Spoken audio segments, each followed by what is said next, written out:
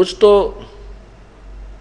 अपनी इंद्रियों को हठ योग से रोकने की में ही अपना मोक्ष मानते हैं। जैसे राजा जनक के पास जैसे सुखदेव ऋषि जी थे, उन्होंने अपने इंद्रियों को, कर्म इंद्रियों को, ज्ञान इंद्रियों को जीतने की चेष्टा कर ली थी कि मैंने अपनी इंद्रियों पर काबू पा लिया, और उसी से वो मोक्ष मान रहा था। तो राजा जनक के पास जब वो गए उनसे उपदेश लेने के लिए, तब राजा जनक ने कहा था कि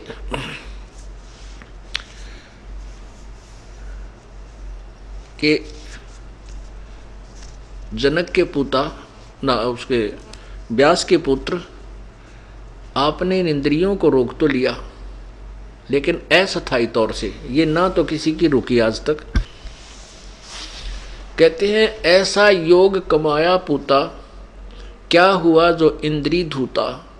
इंद्री कर्म लगाओ किसके, जैसे जिह्वा लेप नहीं मधुरस के।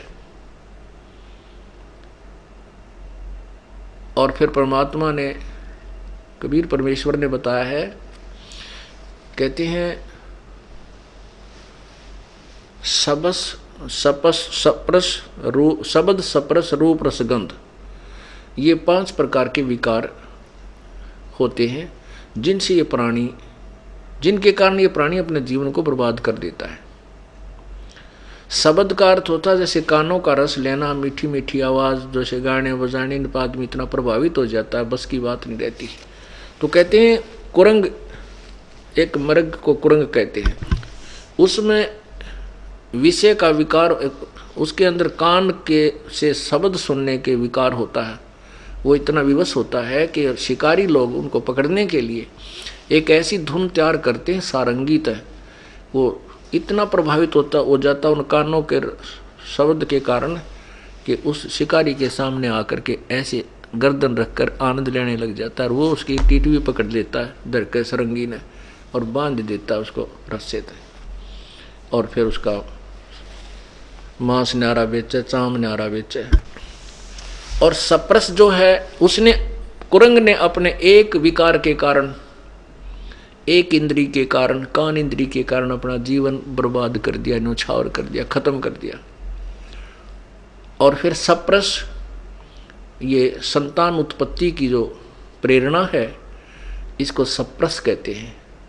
हाथी पकड़ने वाले क्या करते हैं, एक हथनी को ट्रेंड कर लेते हैं और एक गड्ढा खोद लेते हैं लंबा चौड़ा, उसके ऊपर एक लकड़ों की छत दे करके उसके ऊपर मिट्टी डाल करके लंबी चौड़ी, और उसके ऊपर फिर छोटा छोटा घास नया बिल्कुल ताज़ा उसमें ऐसे लगा देते हैं, जैसे ऐसा लगता है कि ये बिल्कुल घास उगा हुआ है।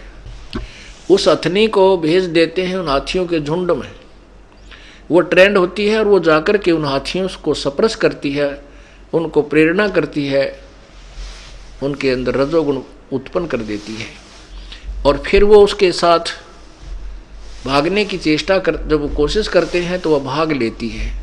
पीछे पीछे हाथी उसके पीछे पीछे 4, 5, 6 का झुंड लग लेता है। वो ट्रेंड होती है, सीधी भागी आती है। वो जो हाथी पकड़ने वाले वृक्षों की ओट में खड़े हो जाते हैं, आड़ में।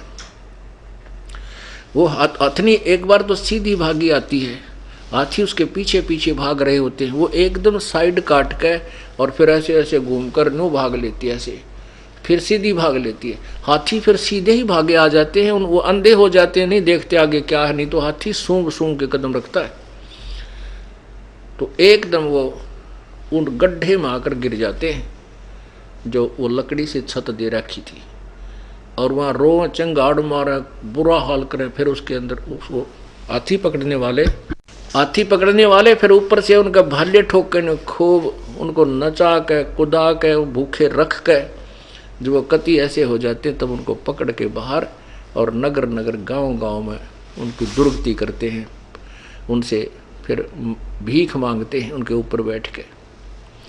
एक सप्रस के कारण, एक रजोगुण के कारण, सप्रस जो एक इंद्री का रस के कारण, उसने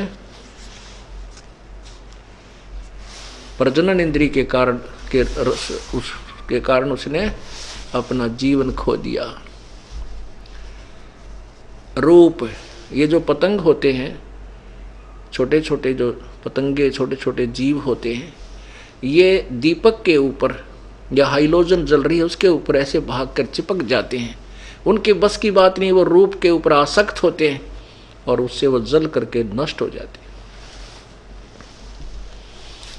रस, जीव के स्वाद, जिह्वा इंद्री के कारण एक मछली जो अपना जीवन बर्बाद कर देती है, क्योंकि मछली पकड़ने वाले एक कांटे में लोहे के गुंडी वाला तार होता है, उसके अंदर एक मांस का टुकड़ा फंसा के और एक धागे से वो कुंडा बांध कर कांटा और जल में डाल देते हैं और वो मछली भाग कर उसको पकड़ लेती है। पकड़ते ही वो कांटा उसके हलक में गड़ गया, अंदर जो है ना उसके मुख के अंदर फंस जाता है और वो झटका देते हैं और ज़्यादा गड़ जाता है, बाहर पटक मारे और वो मछली ने उस एक अपने जिह्वा स्वाद के लिए इंद्री के कारण अपना जीवन खो दिया। सुगंध, गंध, भौरा एक होता है, भौरा एक आपने देखा होगा, काला सा बूंद सा उड़ता हुआ चला करे। उस भौरे के अंदर नाक इंद्री जो है, नासा इंद्री, ये प्रभावित होती है। इसके कारण वो फूल पर बैठ जाता, सुगंध लेने में इतना मस्त हो जाता है, रात्रि में फूल बंद हो जाता है और उसी में अपना जान बर्बाद, वो मर जाता है, लेकिन उठ नहीं सकता।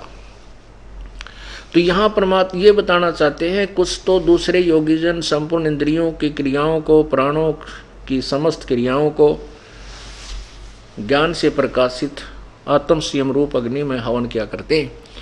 कहते हम बहुत अपने आप को साध लिया है, अपनी इंद्रियां रोक ली हैं। परमात्मा कहते हैं, कहन सुन की करते बाता कोई ना देखा अमृत खाता।